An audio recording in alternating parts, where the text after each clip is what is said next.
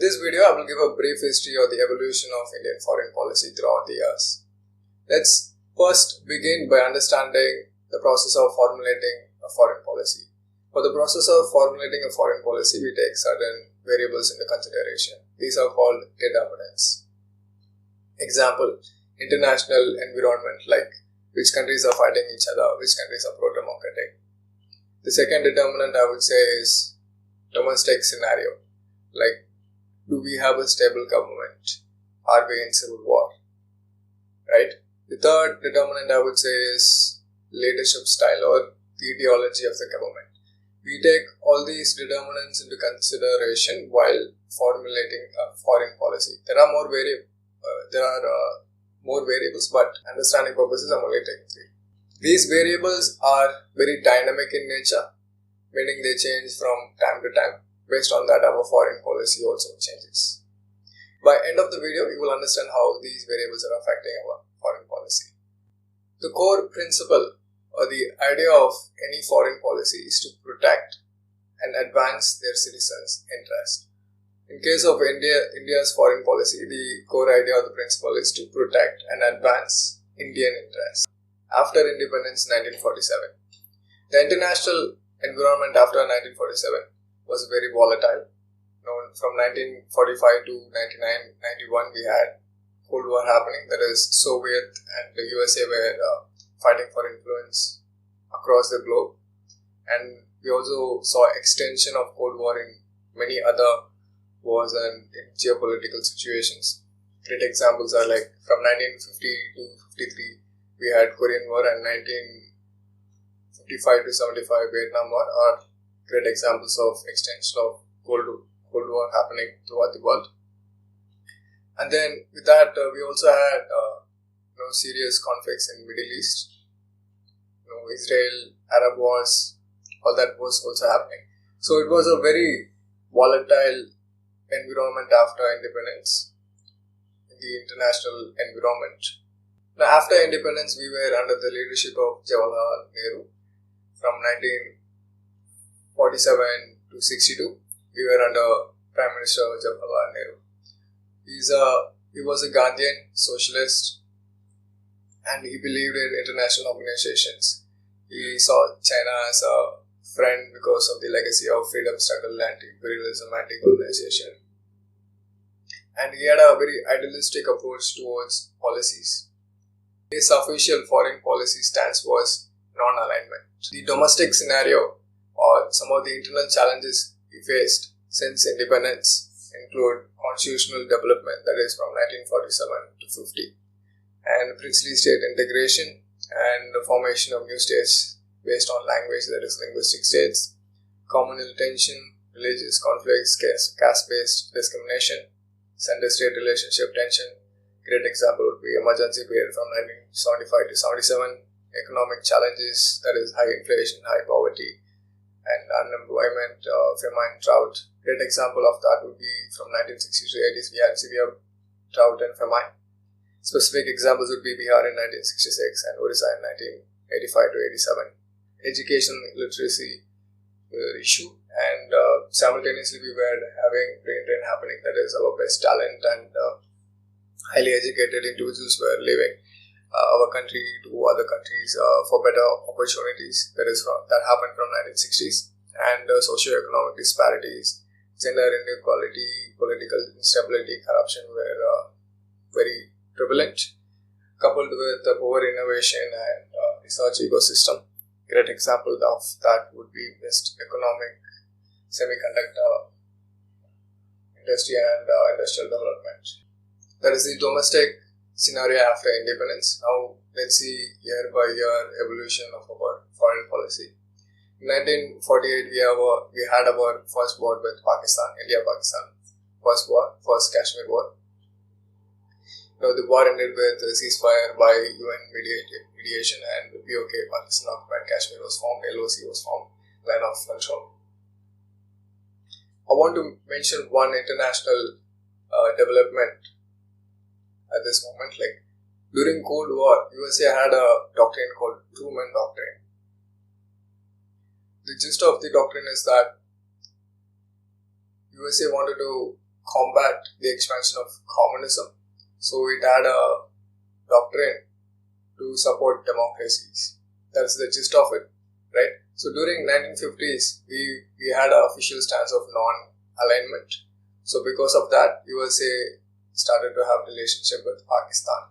So from 1950s onwards, US and Pakistan started having good relationships. And US provided economic support to Pakistan, right? On the same line, in 1954, we signed the Panchsheel Agreement with China. Panchsheel Agreement is a joint declaration between two countries in 1954. The 5 principles of peaceful coexistence are mutual respect for each other's territorial integrity and sovereignty, mutual non-aggression, mutual non-interference in each other's internal affair, equality and mutual benefit in economic and cultural exchanges, and peaceful coexistence. The domestic scenario during 1960s and 70s were very concerning because we had severe famine and droughts throughout the country. So we were actively pursuing green revolution. The international scenario during 1960s is one of such that it was a very good decade for the expansion of communism, and specifically it was a very good year for China's economic prosperity and development. Right, and also 1960s were the decade of height of Cold War. So in response in 1961, we established non-alignment movement with 120 member countries. In 1962, we had border disputes with China, so which then escalated to India-China war. In 1963, Pakistan and China signed a friendship treaty. In 1964, China conducted its first nuclear test. In 1965, we had our second India-Pakistan war. But this time around, India was backed by Soviet Union and Pakistan was backed by USA and China. After wars with Pakistan and China, with no international support, it was a reality check for India. So we had a shift in our policies. After 1965, we had a policy shift towards realism over idealism, and we started seeing peace from a position of power approach. Some of the important international development during that period was in 1967, Apollo 11 mission happened, that is, man landed on the moon. And during 1970s, the Soviet-China relationship got worse because China was actively pursuing relationship with the West and the USA. After 1970s, we realized that there is no incentive for being a non-aligned country. So in August of 1971, we signed a friendship treaty with Soviet, that is Indo-Soviet Friendship Treaty of 1971, right? On December of the same year, December 1971, we had our third war with Pakistan, that is liberation of Bangladesh. This time around, India was again supported by Soviet and Pakistan was supported by or backed by USA and China. After 1971, I think we went back to our Cartelian tools or Machiavellian way of politics. What do I mean by that is, I'm not oversimplifying. What do I mean by that is, certain games are played dirty and politics is one such game. You cannot be Mother Teresa in those games because you will get bullied, you will get replaced, you will get disposed, at times even get assassinated. So in order to play such a dirty game, you have to be willing to play dirty or at least be in a position to defend ourselves, right? So on that line, on 1974, we conducted our first nuclear test, that is Smiling Buddha. In response, USA, Canada and other Western countries put sanction on India, and the NSG was formed, Nuclear Suppliers Group, to prevent the proliferation, that is spread of nuclear weapons. The domestic scenario during 1970s was one that during 1975 to 77 we had internal disturbance, that is emergency period under Indira Gandhi, and the international development during that period is in response to our nuclear test in 1974. In 1976, Pakistan and China signed a nuclear cooperation treaty. And another important international development during 1970s and 80s was during 1978 to 89, we had Soviet-Afghan war. The context of the war was there was a communal coup in Afghanistan and Soviet Union wanted to support the coup, so it invaded Afghanistan. The resisting force was led by Mujahideen, who was supported by Pakistan and indirectly by China and USA. It's a very important or pivotal point in modern day geopolitics because Afghan-Soviet war weakened Soviet Union and it made the alliance of China, US, Pakistan alliance stronger. By 1989, Soviet Union withdrew from Afghanistan and Taliban took over Afghanistan. On the same year, Berlin Wall collapsed, and on 1991, Soviet Union collapsed entirely. And on the same year, we were having BOP crisis, balance of payment crisis. The gist of balance of payment crisis is that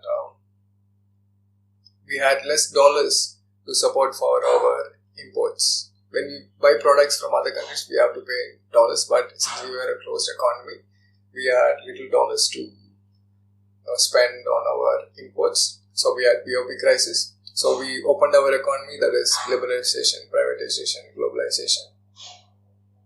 And since we had collapse of Soviet Union, we needed new friends. Because of that, we formulated Look East policy.